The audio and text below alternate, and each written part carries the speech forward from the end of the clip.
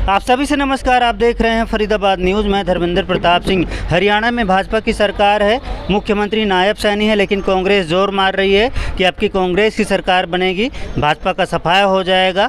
अभी बातचीत कर लेते हैं, अगर हुड्डा को सीएम बनने का मौका मिलेगा तो युवा उनके कार्यकाल के बारे में किस प्रकार से सोचेंगे। बातचीत करते हैं। भैया क्या नाम है? दलवीर डागर नाम है जी मेरा। डागर साहब, कांग्रेस कह रही है अब की हमारी सरकार बनेगी, हुड्डा साहब सीएम बनेंगे, तो आप भी मानते हैं इस बात? नहीं, बिल्कुल नहीं मानते जी। अच्छा जी। सैनी साहब के नेतृत्व में जो काम चल रहे हैं, जनता सब देख रही है। सैनी साहब ने जो अपने कामों में तेज़ी दिखा रखी है, हर वर्ग के लिए, हर क्षेत्र के लिए काम कर रहे हैं। और भाजपा सरकार बहुत अच्छा काम कर रही है, मोदी जी भी बहुत अच्छा काम कर रहे हैं। बिल्कुल जी।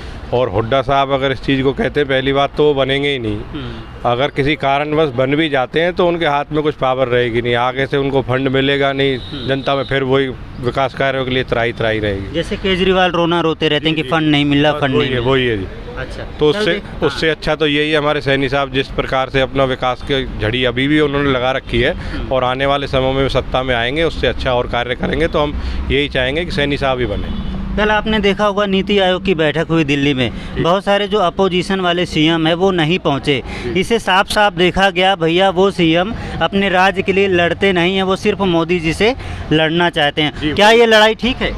नहीं, लड़ाई बिल्कुल ठीक नहीं है। वो मोदी जी अपनी जगह बिल्कुल ठीक है, लेकिन वही जो चीज़ विरोधी हैं, सीएम है, वो उनकी मीटिंग में नहीं जाते नीति आयोग की। नीति आयोग की साफ साफ टकराव है। टकराव है जी, उसी चीज़ के लिए मैं कह रहा हूँ। मतलब राज्य को नुकसान। बिल्कुल उसी के लिए तो हम कह रहे हैं जी, हमारा ही नुकसान होगा उसमें। अगर किसी कारणवश हुड्डा साहब बन जाते हैं तो उसमें हमारा ही नुकसान है। क्यों? आगे से फिर वो वहाँ पे मीटिंगों में नहीं जाएंगे, उनका विपक्ष रहेगा, मोदी जी की बुराइयाँ करेंगे, पूर्ण रूप से हरियाणा प्रदेश का विकास नहीं होगा। हमारा अपोजिशन वाले कहते हैं भाई हमें फंड नहीं मिल रहा, फंड नहीं मिला, तो फंड का रोना रोते रहते। बिल्कुल, इसीलिए हम चाहते हैं जी भाजपा सरकार आए और हमारा पूरा युवा वर्ग इस चीज़ को लेकर बिल्कुल एकजुट है और हम बीजेपी सरकार के साथ हैं। अच्छा, नायब सैनी का कामकाज कैसा लग रहा है? बहुत अच्छा लग रहा है जी। किसानों के लिए, जवानों के लिए? किसानों के लिए भी, जवानों के लिए भी। और उन्होंने अभी सरपंचों की भी उन पहले पैसा लगाने की जो लिमिट थी और उसको 21 लाख रुपए कर दिया है। तो हर वर्ग में ही अच्छा काम कर रहे हैं वो। बिल्कुल सरपंच भी खुश हो रहे हैं जी।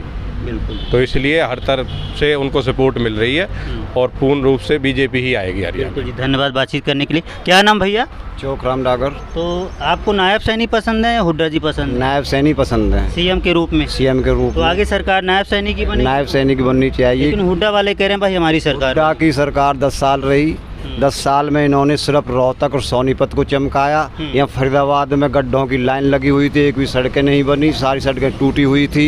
ये सिर्फ और सिर्फ सोनीपत और रोहतक को चमकाना जानता, बाकी 20 जो जिले हैं उनको लूटना चाहता है। अच्छा जी। अच्छा, ये सबसे बड़े लुटेरा है तो वो हुड्डा है। अच्छा जी। अच्छा भैया क्या नाम है? ज्ञानेंद्र सिंह। तो आप भी मानते हैं कि हुड्डा जी बाई चांस सीएम बन गए तो मोदी जी से इनकी लड़ाई शुरू हो जाएगी, टकराव शुरू हो जाएगा, इस बात को? नहीं, ये तो सभी लोग मानते हैं इस चीज़ को तो क्योंकि सेंटर में सरकार बीजेपी की है और स्टेट में बनी इनकी, तो कुछ नहीं होगा काम। अब केजरीवाल का देख लो, आए दिन खड़े रहते हैं रोड पे, कभी मोदी से कहते हैं कि ये काम फंड नहीं मिल रहा, कभी एलजी पीछे लगा हुआ है, कभी कुछ लगा हुआ है। ये कोई तरीका नहीं है काम करने का इनका।